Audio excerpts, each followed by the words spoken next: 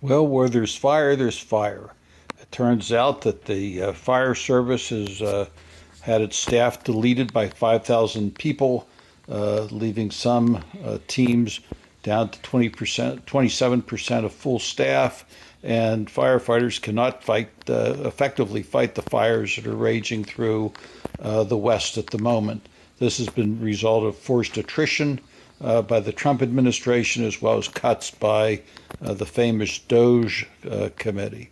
So those fires rage, and the fires continue because we don't have the people to work on them. Meanwhile, the fire on the financial side of the Epstein scandal grows because Senator Wyden from Oregon has announced that through one set of transactions at one bank, there are 4,700 wire transfers in and out of the Epstein account, totaling a total of about $1.1 billion.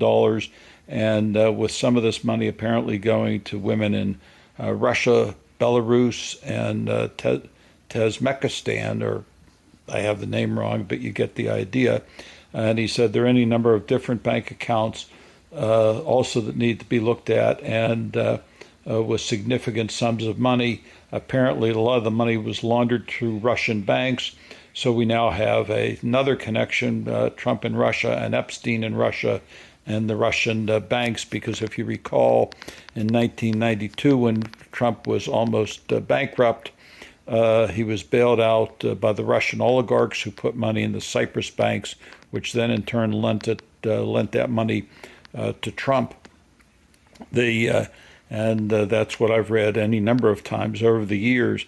Senator Wyden indicated there are a number of other banks and more wire transfers, and it's an issue of following the money. And he says that the U.S. Treasury Department has the records, and they need to release them and follow those money trails to Congress. So where there's smoke, there's fire. Where there's fire, there's fire.